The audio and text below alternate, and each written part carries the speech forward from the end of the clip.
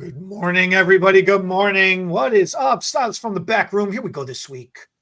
John, what's up, buddy? How are you? Eddie, long time no talk.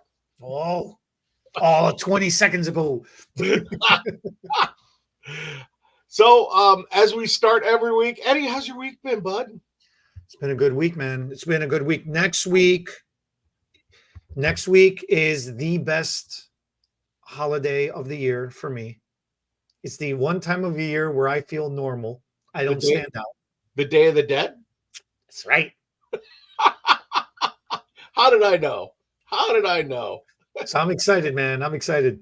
That's awesome. That's awesome. Do you prefer going trick-or-treating or do you prefer getting the trick-or-treaters? I like getting the trick-or-treaters because I mess with them. My kids will tell you the story. I had the Michael Myers green jumpsuit with the hockey mask. That's awesome. And I would stand just stark still in the middle of our lawn. And kids would come up and be like, "Is it real? It's not real." Yeah. You know? And I'd wait till there was a bunch of them, and then I'd be like, "Ring the doorbell." And they'd be like, "Ah!" But it's fun. I like it. Halloween's a lot of fun. It's one of my favorites. I still remember at the when I was in the big salon. I mean, we would all dress the Saturday before Halloween. We would all have costumes and stuff like that. It was a lot of fun. The hard part was finding a costume that I could actually work in without sweating or oh gosh. Oh, I was Satan one year, and I had the full red makeup with the horns. And by the end of the day, I looked like I was melting. So that was in my younger years. Now I just have a Halloween shirt I wear. Halloween shirt, spirit Halloween. It says this is my damn costume. No. Halloween's my favorite. I love Halloween. And actually we're coming up on my favorite holiday next month. I love Thanksgiving. Oh, okay.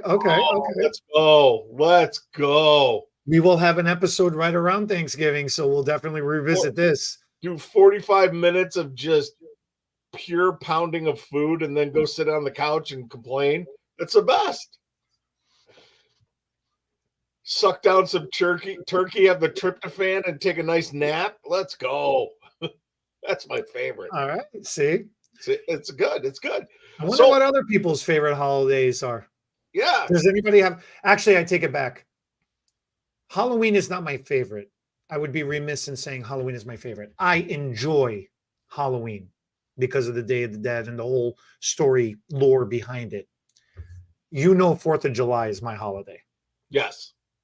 4th of July is the only day of the year that matters to me. That is the only thing. It's the one day a year that I actually take a day off. Oh, do you remember like a week ago or 2 weeks ago, you asked me, do I ever take days off? Yeah. I take the 4th of July off. Right. That is the one day I completely check out. No work talk, no shop talk. That is the one day I check out. And when you have the family barbecue. And I throw an open barbecue. And those awesome kebabs you make. Those are fun.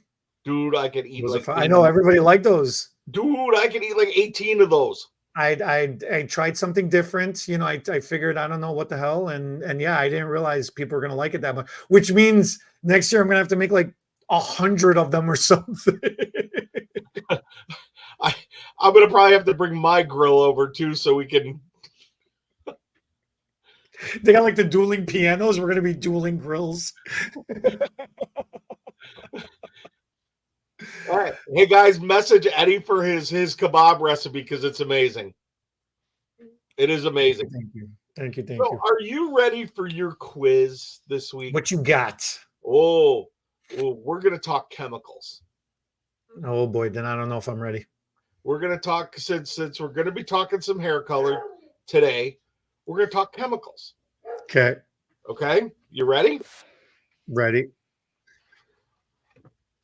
Hydrogen, we're going to talk about hydrogen peroxide. Oh boy. So there are those of us that follow 10 vol, 20 vol, 30 vol, 40 vol, right? 10 vol, 20 vol, 30. Okay. Okay. And then if you go to Europe, it's all about the percentage of hydrogen peroxide in the solution, correct? Yeah, yeah. Okay. So what percentage is 40 volume? 12%, So then 30 would be, 30, 9%, 20 would be, 6%, and 10 would be 3%. 3, you mean? Not Yeah, tree. 3. Tree. Oh, ha. Okay. All right, funny man. All right, funny man. This is what we're doing. Okay. So we've established what the percentages is. You knew what the percentages were. You knew what the what each is. Remind So, me to tell you a story about 10 and 20 volume or 3 and 6% after you ask your question. okay. So how many levels of lift will 9% or 30 volume give you when using tint, not bleach? Here's your choices. Do you want me to repeat the question? Like a level or two? So your choice is 1 level, Oh, 2 to 3. 2 to 3 levels, tone on tone, or 4 levels. Yeah, 2 to 3. Correct. 2 to 3 levels of lift with 30 volume with tint, guys, not bleach, tint. Okay. Now, here's the fun one. What is H2O2? H2O2 peroxide Hydrogen peroxide. or hydrogen peroxide. Yes, yeah. Yes, H2O2 is hydrogen peroxide. So, with that being said, do you know how that the hydrogen peroxide molecule is set up? Like in what shape are you Yeah. asking? Yes. Isn't it one of those hexagonal spherical things? Actually, you're close. It is two oxygen molecules linked, and then with a hydrogen molecule offset on each end. That's what the molecule okay, yes, yeah. that's what the molecule looks like. Okay, So okay, you're right. I was thinking of pigmentation. I was thinking of color molecule yeah, pigmentation. My bad. but the thing to remember is that without hydrogen peroxide, we don't get a lot done in the color department, in the color end of things, do we? That's true. So with that, your final question for today is, why is peroxide important to the hair coloring process besides as an oxidative agent? Here's your choices. Wait. Re-ask that question. Wow, that was a very interestingly worded question. Say the question one more time. Why is hydrogen peroxide important to the hair coloring process besides as an oxidizing agent? Okay. Okay. So it is A, it helps in decolorizing because you got to make room in that hair shaft, right? Allegedly. Okay. B, it helps break down bonds. C, it makes it easier for color molecules to adhere in the cortex. Or D, all of the above. Oof.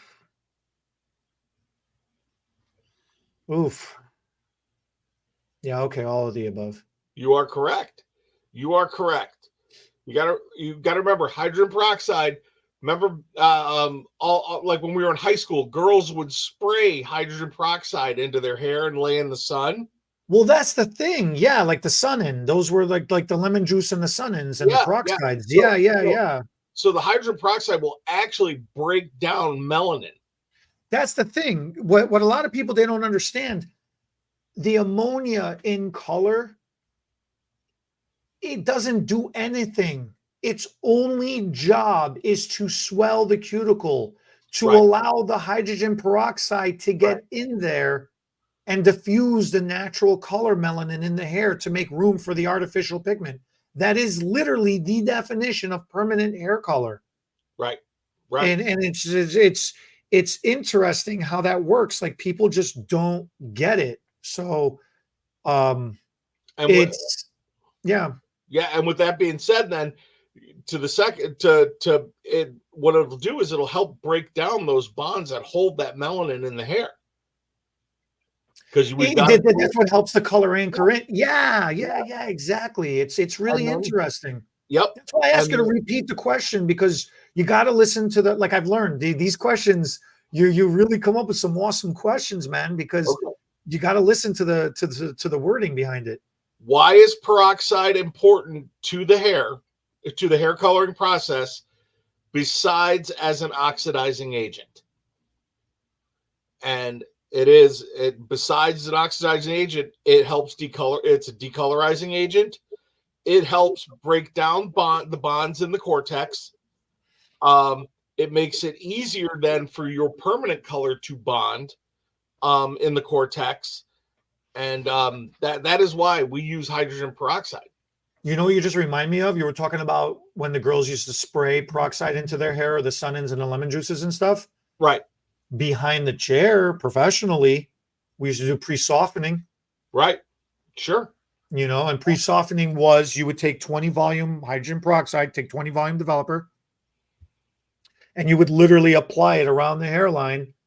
And then you would go mix up your color formula, and you'd lay your color formula directly over that.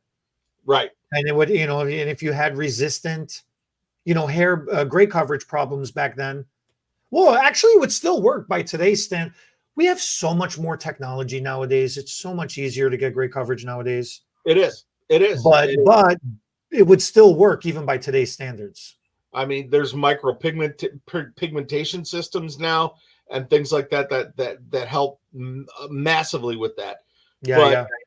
And just to add on top of that, we have all this technology at our fingertips, but still the biggest case of failure is operator malfunction, not doing a proper application.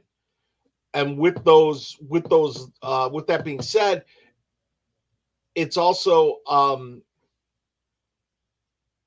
trying to find the right words, but I can't swear. But it's also realizing that doing this 30 plus years, I think you were born with a tint brush in your hand. We don't know everything. It doesn't matter how long you've been doing something, right? Yeah. You don't know everything that's going to come across your bow, even to this day. I mean, and you and I talk about this all the time, how we call each other and be like, dude, why did this you still get thrown curveballs. You're never going to know everything. You're never going to know anything. And I think as professionals and stylists, we have to open our mind and open what we got going on up here to A, we don't know everything. B, weird stuff is going to happen. And C, when you cut corners is usually when mistakes happen. I worked with someone, just quick story, and then I know you got something along these lines too.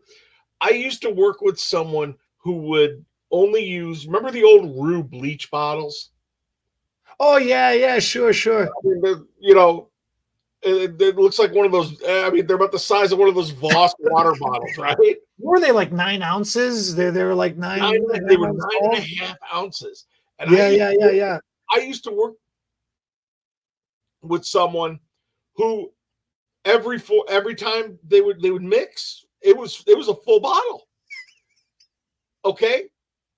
And this person used to actually clip the top in case the cream color was too viscous. Yeah, thick. Yeah, okay. Yeah. This person had a bunch of clipped tops and would just through the head. You The know, bottle babies, man. Bottle babies unite. dude, I'm a bottle baby. Okay. I was a bottle baby. I was my, but not take thin enough sections, end up with holidays or whatever you want to call them. And then immediately, and then the client would be like, well, the client would like go get her hair done, come back and be like, and there's missed spots. And this person would be like, and it's our favorite comment. Oh, it must have been a bad batch of color.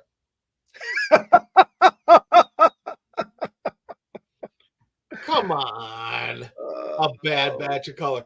How about you did a 4-minute application and you missed? Nah, I'm gonna go with a bad batch. I did a guest speaking at a beauty school in Oak Brook this week. To the students, they were asking about grade coverage and they were struggling. They weren't understanding why they weren't getting grade coverage. He says, well, what are you using for developer? I was, well, what do you mean? It's 20 volume. What else would you use? They're being taught 20 volume is the go-to. And the industry overall right now, the general consensus is 20 volume is a great coverage developer. I said, okay, what about 10?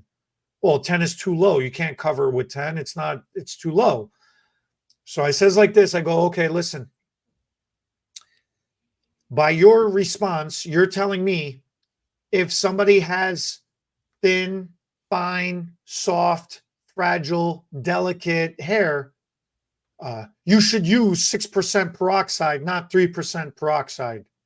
And everybody started looking at each other, back and forth at each other. And they're going, well, no. If somebody's got soft, gentle hair like that, then you don't want 6%. That's too aggressive. If you have an option for 3, you should go with 3%. I go, oh, wait a minute. I'm confused now. You told me 20 volume is the go-to great coverage developer. They're like, well, yeah, but you're telling me 3% would be better than 6% peroxide. They're like, well, yeah. I go,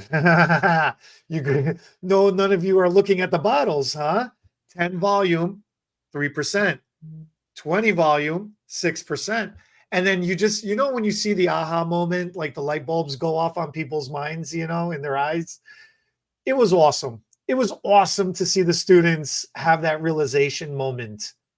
And it was really, really cool. And then we started discussing about peroxide. We went into, deep dive into peroxide for a few minutes. And then that's what I was telling them. Stop worrying about 10 volume, 20 volume, 30 volume, 40 volume. Start thinking in peroxide strength and start thinking about the hair that you're working on. Right. And then it makes a lot more sense that way. And I love that. And I wanted to share that with you because moving forward in our classes, even for continuing education, we forget, yeah, okay, you've been doing hair, you've been licensed, you're experienced and stuff like that. But you think you know everything, huh? But you don't know everything. Like, why you got this stuck in your head? Oh, I know everything. I've been doing this for so long. I got all this experience. You know what? Sometimes you need to be reminded of the basics, or sometimes you need, look, if you think you know everything, why do you call and ask for help then if you know everything? Like, what is this attitude? Do you run into this? What is this attitude of somebody will call you with the tech question or for advice or for help? You try to give them advice and they're like, nah. They're closed-minded to the advice. If you're a know-it-all, if you have all the answers, why you're on the phone? Right. I got a phone call last week, a color question. And the first thing I said is, okay, what's the texture? What's the density? What's the porosity of the hair? Look, man, I just want a formula. I'm just calling you for a formula. Why are you asking 20 questions, man? Right. Do you have a formula or not? Do you know color or not? I got this bad batch over here. I just need it to work. I'm sure. And once again, it's one of our favorite comments is oh, it's a bad tube of color. I'm sure of it. It's a bad, I used a tobacco series and why are her roots gold? Yeah, right. I use mocha. It turned ash. Yeah, it's a violet-based color. You know, tobacco's a gold-based color. What did you What want it to happen? I said to her, I said, do you have your swatch book? And she was like, yes. She was, I've been doing this for, this long. And I'm like, I understand. I Yeah, I understand. have 15. I've been doing this for 15 years. I've been doing this for 5 years. I've been doing this for 20 years. Like, dude, okay. And I made her open up the tobaccos. And I said, look at the bottom of the page. I said, what's the base color? And then I hit her with the what's her contributing pigment? Her contributing what? And she's a sweetie, and we get along really well. I remember she took her first. She was telling me, my first color class I took with you and Eddie. That's why I'm calling you. I'm like, I appreciate that, but the laws of color are the laws of color. And then my next comment is, what developer did you use? And this is my favorite. And I love this, and I love what we do, and I'm guilty of this from time to time. She's like, well, I was out of 20, so I cut some 40. Oh, that's awesome. I said, yeah. I said, okay. I said, how did you cut Well, what'd she cut it with, though? How'd she do it? 2 parts 40 to 1 part water. Not even distilled water from the tap. 2 parts 40 to 1 part tap water? Uh-huh. She didn't do anything. She made what? What would that give you? Like 28 39. volume? 39 instead of 40. She got 11.9% peroxide instead of a full 12% peroxide. Look, back in the day, I'm not going to lie, back in the day when I was working for the beauty school, we used to get 120 volume in this 55-gallon drum that we would pump it out and then take a hydrometer. Yep. And then cut it with distilled water. Yep. But with that being said, I went, you basically tried to do gray coverage with 40 volume. She had a good, okay, to break this down for those of you that don't understand why we're laughing. 2 parts 40 to 1 part water. That's the ratio. So she took let's just say 2 parts to 1 part ratio. So, it's just like baking, just like cooking, right? If you took 2 grams of 40 volume, well, realistically, she would have done like, I don't know, what she would have done, like 20 grams of 40 volume to 10 grams of water. Yeah. So she would have had 30 total grams, like 1 ounce. So she basically took 3/4 of an ounce to 1/4 of an ounce, 3/4 of an ounce of 40 volume to 1/4 of an ounce of water. But the problem is she used tap water. Now she's trying to dilute her 40 volume to make it not as strong, not as intense, to give it the equivalency of 20 volume. In theory, on paper, that makes sense. That's a sound theory. The problem is you should have reversed the ratios. You got to use less 40, more water to dilute it down, to control it more. Right. The problem with tap water is there's too many variables, there's too many pollutants, and there's too many minerals in tap water. So it's gonna mess up the chemistry of the hydrogen peroxide and the buffers. That's why distilled water matters. Not mineral water, not baby water, distilled. You got to have distilled water.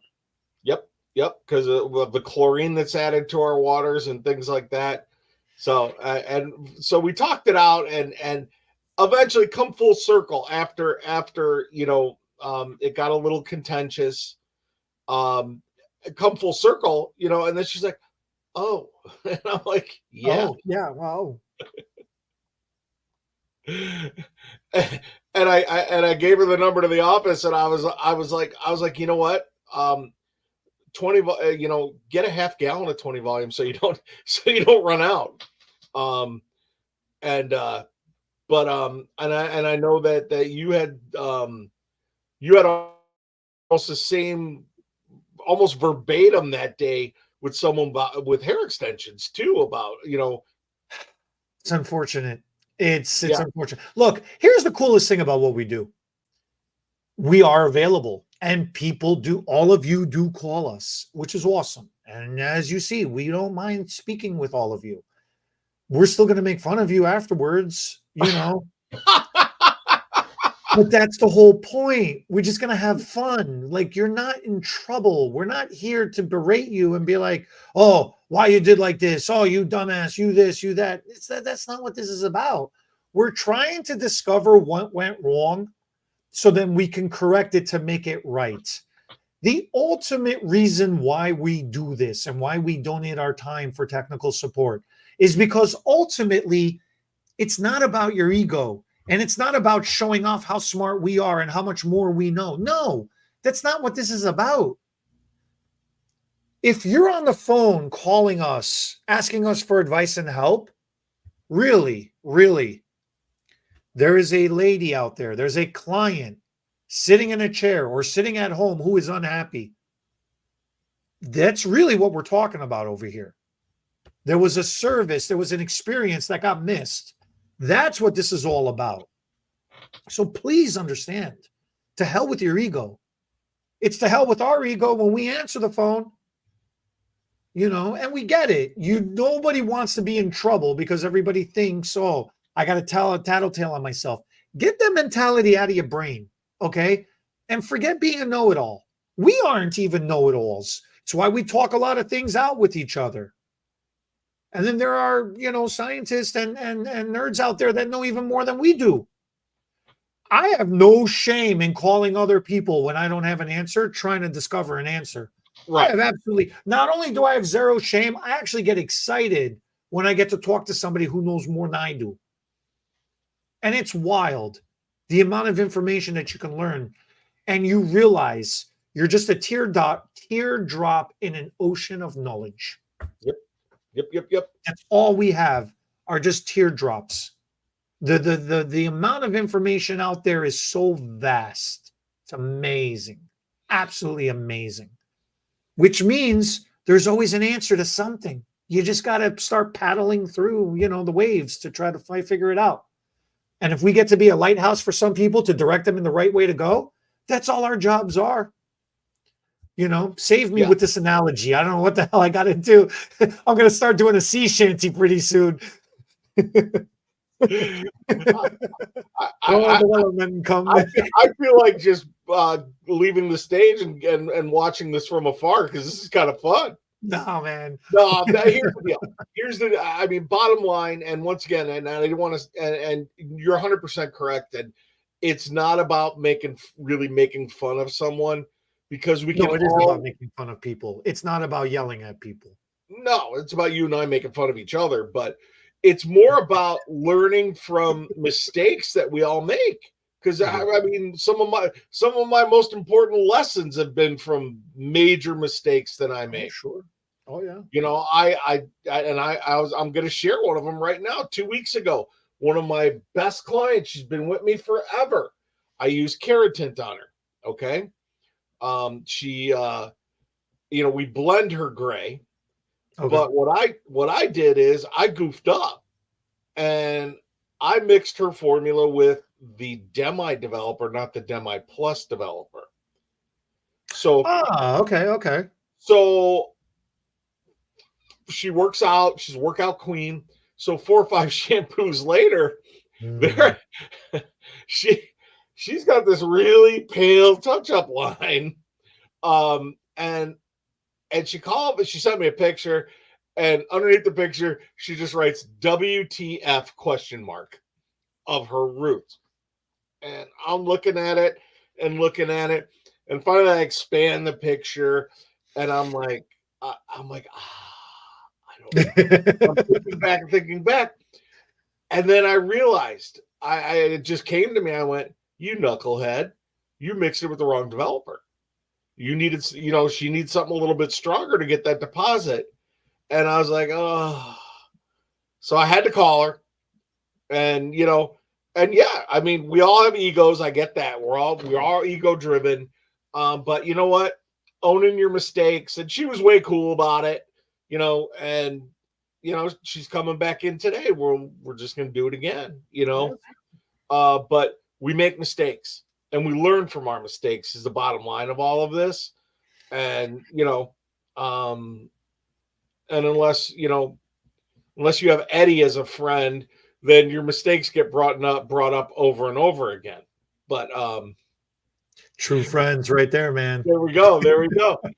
So with today being Color Day, okay, and actually we're going to have 2 weeks of color talk because we have a very special guest, and we're not going to tell you who. We have a very special guest next week. Tune in because you are going to be. All I'm going to say is he is the clarifier king. He will clarify all the information you need to know about new shades of color coming out. And about clarifying. But with that being said, there is a new trend. It's not even a new trend, but the fall trend for 2024 is calico copper. And do you want to put this up or do I do this? Let me help you. Yeah. You got it ready? Yeah, it's ready. It's up. So here's calico copper. It's a really bright slide. I need the sunglasses. All right, calico copper fall 2024. What you got? How do I make this move? Next slide. Do do do do. Oh, I feel pressure. Do do do do do do. How do I make the slide advance, Eddie? Press next. Press the arrow. Scroll with the wheel. Click on the right side of the slide. Oh, there we go. No? Hold on. All right. I'm being blinded, so we're going to... Can While you you sort yourself out, we're just going to do this for a second. Can you do it from you? No, I don't have control over your thing. You're running the PowerPoint. I'm sorry, guys. Just bear with me for just a minute. You were doing it earlier. I know.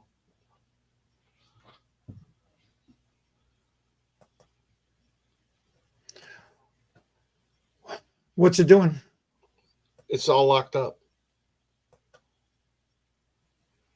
Hit escape onto it.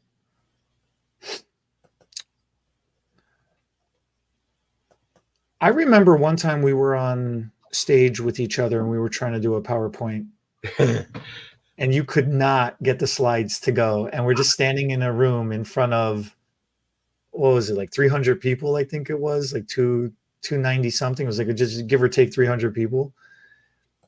And the whole show like just came to a screeching halt. You just sit there and you're like, you got to try to do a shuffle dance or something. You got to start doing a jig. And the freaking I'm just clicking willy-nilly. I don't know what I did. Yeah, right. That's how it goes. Calico copper is coming off the tail end of the cowboy copper trend. Right. The cowboy copper trend was a reimagined version of blonde with, light copper, dark copper shades and tones and values going through the hair. The thing with copper, it's kind of like the caramel color. Everybody, has like 20 versions of what that means. Is it red? Is it gold? Is it, blonde? Is it up? It's up. Okay. So yeah, now this is what it has evolved into. In 90s and early 2000 club girls unite because your time has come back. See, the coolest part about the calico copper for me is that it's not a set like pattern of highs, lows, and medium lights, right? Whoops.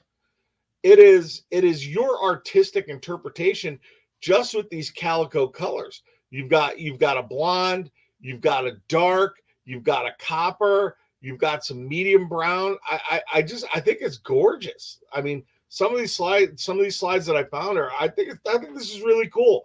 I think this says a lot about the person that's wearing the color, and it allows you to be as inspired as you want to be. All right, dude, pick a slide. You're all over the place. I know. So we'll start with the first slide, okay, which says latest hairstyles, right? Okay. And, okay. Now this is as extreme because the whole top of this is blonde, blonde, blonde. Then you've got some black, and then you've got some copper, and it's all panels. I mean, we're back to doing panels of color again, which I think is cool. I think you know, the days of just painting on the ends of the hair is over. It's time to go back to full applications. This, and that you're saying it perfectly. What I love about this trend, and even back then, what I loved about it was pick 3 colors and how you combine those 3 colors. How little or how much of one you put over the other, or how even you keep it, or like this. You just got a blonde, and what's that frontal piece called? The money shot, the money piece, something? Money piece, yeah. The money piece. You know, that's the whole thing. You make the whole, now, you got a blonde like this. This is how easily this is achieved. You take the copper color, the medium color, the red color. You run that through the whole front, and then you take a strip of dark and you put that right over. Right. And boom, you're done. It's so simple. Right. And how dark should it be? It doesn't matter. It's whatever is comfortable for the client. How red or how copper or how light or how medium it should be, it doesn't matter. As whatever the client is comfortable, what she likes. How blonde should she be? It doesn't matter. You could take any shade of blonde, any shade of dark, and you could choose anything in the middle. Right. Add a little copper, add a little red to it. Boom, done. Calico copper. The trend is there. Right. And you're doing it with slices. You're doing it with strips. You're doing it in blocks of section. You're doing it all in single process. You could foil this if you wanted to, just to keep all the colors separated from each other, but you don't even have to do that. Right. The only thing how easy this is. The only thing is with your high intensity blonde, you do want to keep that separated for when you rinse this out. So none of that copper or that dark bleed onto that blonde. It's a choice. Yeah. Maybe you do want that color to bleed into the blonde, and you want that blonde to be offset into something else. Right. It's so wild. Like there's so much versatility in this style. Yep. In this trend. And with the next one, I mean, this is a true sliced foil technique, at least with the way I'm reading it, where you've got 3, maybe 4 colors going on, but what you're doing is that dark with your dark and your copper. If you can do complementary or contrasting tones with the copper and the dark, to where this, you can see that's truly more of a copper, a true copper, and then you've got almost like this dark, like level 4 copper mixed in with the blonde. Slice it up, and you're good to go. I mean, and all the slices were done evenly on this. Yeah. That's why it's still blended together, and that's a look in itself. But once again, it's all about your artistic interpretation of this color. It's not a set formula and or pattern. You do have to keep in mind on this one how you was talking about earlier about not separating the colors, the highs and the lows and the darks. Right. This does bleed together. So this is going to offset the blonde. Right. It's also going to offset the medium color, and it's also going to offset the dark color, meaning this.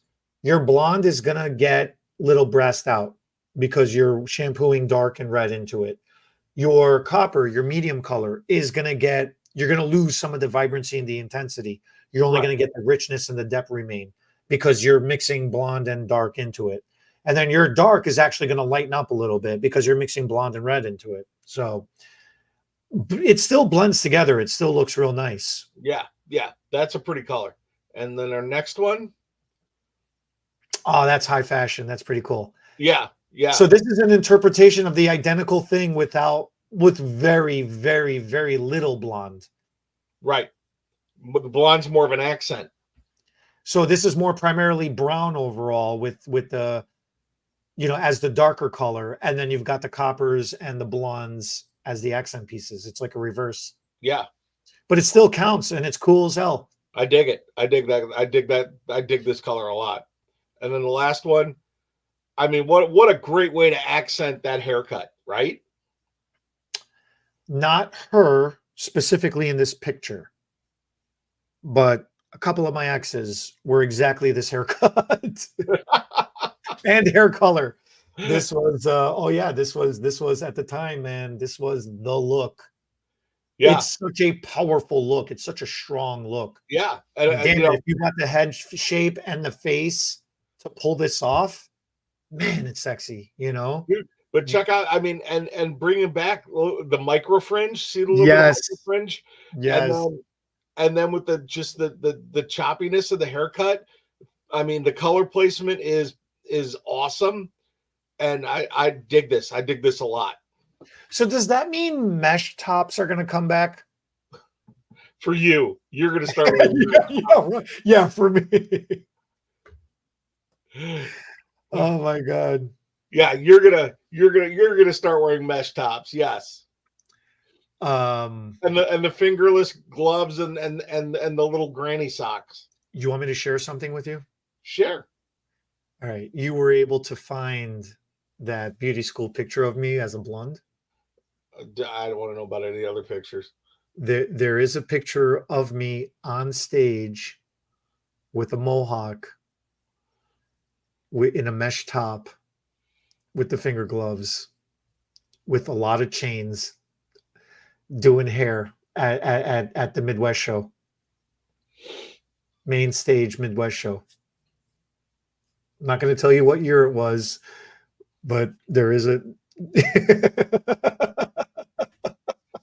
I don't even know what to do with that. Guys, what do we do with this? What do we do with this? Look, the early 90s was just bad situation. I came across some pictures of the first competition I ever did. That's awesome. I will share. I have to transfer them. When I had. Did you have an afro? No, I had the Billy Ray Cyrus mullet with the back permed. You got to share that during Thanksgiving, and that's what you're thankful for. I don't dress it. And I had the Z Cavarici high, the jeans on with this shirt that looked like Walt Disney threw up.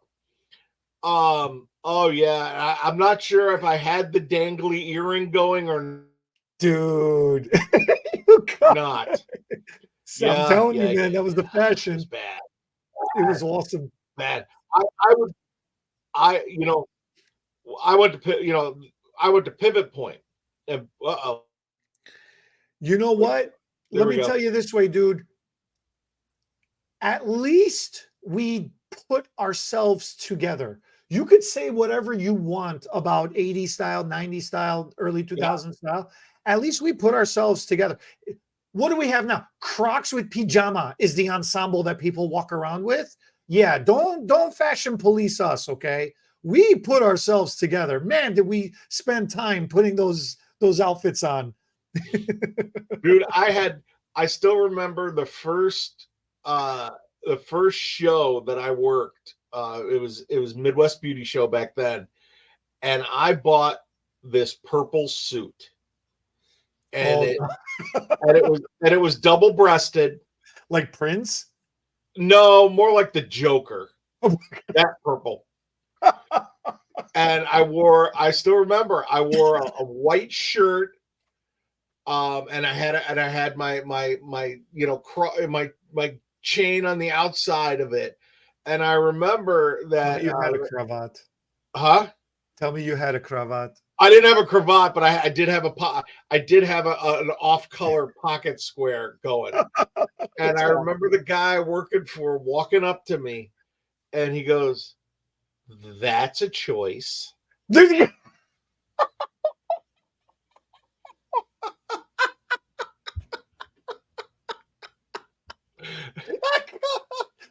is the best complimenting insult ever. You want to talk about constructive criticism to the max. And but really, I mean, and to put the whole thing in perspective, it's my first show that I'm actually going to go out there and try to sound like what I'm talking about and all of that, right? I know what I'm talking about. And I got this person that I trained under going, "That's a choice." So immediately I ditched the jacket.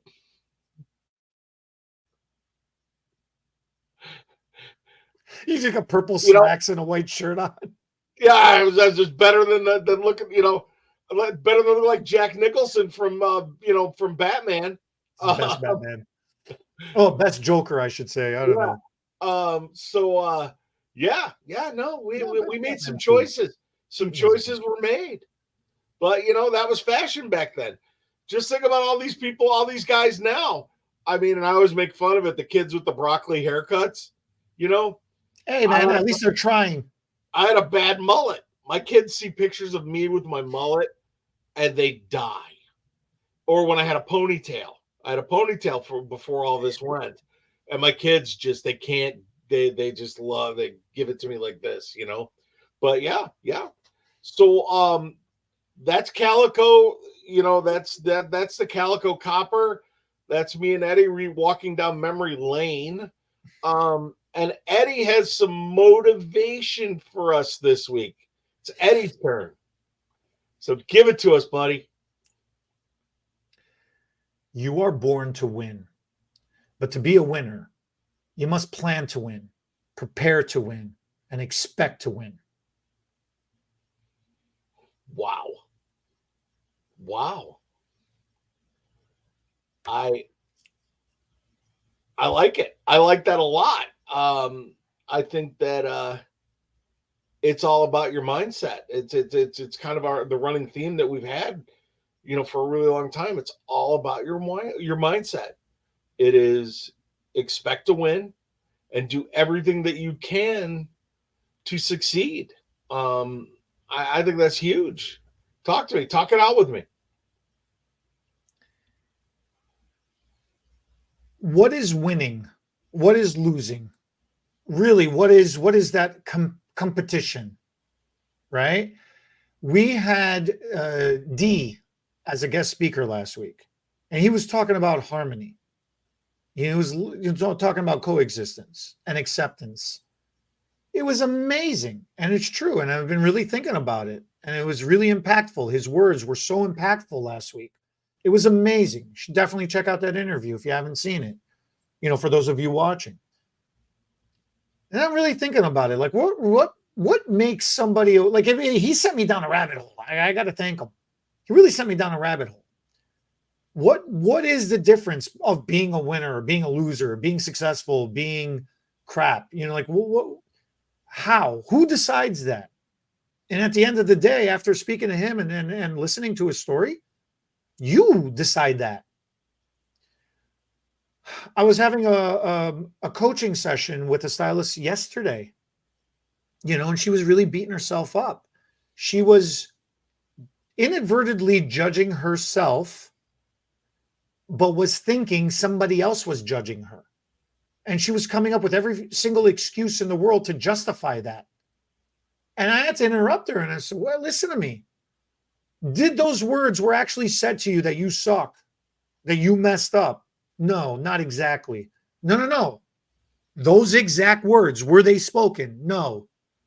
Does that person who you're sad about right now, that you think doesn't like you, does that person really doesn't like you? If you reach out to that person, Is she going to tell you is she going to hang up on your face and tell you to go to hell?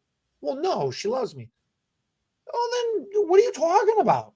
It's in your head. This is all in your head. You decided that you suck. You decided that you messed up. You decided that this person is angry at you. You know, this is you. Nobody is born a loser. When we are all born, we have our entire look. Why is the expression says you have your entire life ahead of you? Everything you do is an accomplishment from the minute you're born. Your first step, your first word, your first photo, your first dance, your first birthday, your first boyfriend, your first girlfriend, your first marriage, your first car, your first job. Everything is a celebration of your first something. Everything is a celebration of you winning at the game of life. It's awesome. You are the main character of your story. Only you. We forget that. Life happens. And, you know, there is also expressions that say adulting sucks. Yeah, it does. You know, wasn't, what was that Mel Brooks? He's like, life stinks. You know, he was like a millionaire and then he had to live as a poor guy, you know, as a homeless guy. And he said, they're going, life stinks. But that was the whole thing. It was at the end of the movie, he turned himself around. He realized in that moment, life stunk. But he was a self-made man. Like, he was awesome. And each one of us, at the end of that conversation yesterday that I was having with the stylist in particular, once she realized she was the one judging herself, nobody else was judging her, all of a sudden everything, the coaching started, you know, like everything's a roller coaster when you're coaching somebody, right? And that's just how it is. You have failures, you make mistakes, you beat yourself up over it. And then you rock something out and they're like, man, that looks good. I did that. Like, that's cool. You know, you're up again. So you always got to have a plan, and that plan's got to be a positive one. You can't just say, oh, today's going to rain. Today's going to suck. You can't say, oh, Susan's at 4:00. Oh, my day is ruined. It's 8:00 in the morning. Why are you worried about Susan at 4:00? You are rushing every single client. Come on. I can't run late. Hurry up. Dude, you flew through your first 3 appointments because you're so worried about 8 hours later, you know, Susan's coming in at 4:00. And if your name is Susan, I'm not talking about you specifically, unless you are the Susan I'm talking about. You are a pain in my butt. But you know, you can't expect to lose at something that hasn't happened yet. You can't be mentally preparing yourself to suck for something, you know, that's hours away, weeks away, months away, years away. You just worry about right now, man, and you're going to win right now, and you're going to keep winning. We're winning, you know, and then that's what it is. This whole thing of, you know, they got the little meme of the baby. You see that in the little hockey jersey? Yeah. Let's go! You know, the kid's like, I agree. I agree with you on everything you just said, but also along with what you said is, why do we let someone decide if our day is going to be a losing proposition? Why do you let someone tell you what you are? Because the bitch fest is stronger than your mental fortitude. But what if along with your motivation, you make up your mind that's not it? What if you make up your mind that, you know what, Susan isn't going to ruin my day? That means you have self-confidence. You have more self-confidence. You know what? I have people in my life that tell me I'm a loser. And you know what? No. F you. You know, I didn't say the word. I got you. But you know what I mean? At what point you have, like that the saying says that you just gave us, is you have to prepare. and expect to win. And you know what? Yeah, maybe I'm not driving the newest car. Maybe I'm not going on 3-4 vacations a year. That doesn't make me any less of a person. You know what? You gotta accept yourself for what you are and move forward from there, right? And I think that's what that speaks mostly to is no one gets to tell you what you are. No one. And if you have a client that is unhappy or makes your day, ruin your day that much, because why? Why do you let them? You know what? Tell them that this is the last time you're going to do their hair and see how their attitude changes. Am I wrong?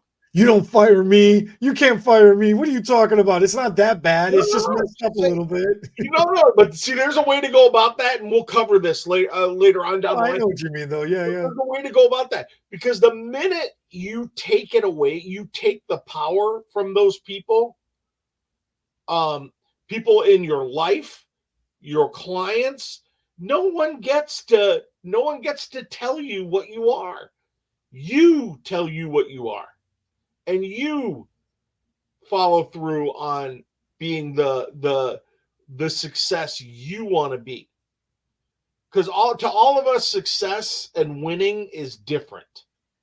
You know, and so using the term winning is more of like a broad paintbrush stroke instead of, winning to me and you compared to winning to my next door neighbor is probably two different things. And you get to take control of your own destiny. That's the bottom line. And that's what this is about. Control your life. Yeah. So with that being said, we have come to the end of our weekly insanity. Is that a good term? Yeah. Thank you guys, everybody that's been on this ride today with us. We greatly appreciate each and every one of you. So the preview for next week. 10-second commercial for next week. 10-second commercial for next week. We have a guest speaker. We have a guest He's speaker. Awesome. He's amazing. He's from the East Coast, so we can't hold that against him. Boy, I'm from the East Coast. We're both East Coasters, so shut up. You're gonna so much knowledge comes out of his mouth so fast. It's amazing. All about hair color. You're going to get some previews on some new things coming that you can bring into your shop. You'll be able to get them from HTB Beauty. And tune in next week. That's it. That's all you're getting. That's all you're getting. All right, fine. Thank you all for watching. We love you guys. Thank you. We'll talk to you later. The SFTB podcast was not recorded in front of a live studio audience, so thanks for joining us for today's episode. If our hair topics made you smile, give us a thumbs up. Drop your thoughts in the comments. We'll read them while waiting for our caller to process. Share this video with your stylists and friends. It helps us make a difference, one strand at a time. And don't forget to subscribe and ring that notification bell so you never miss an episode. Because your hair deserves all the latest and greatest tips.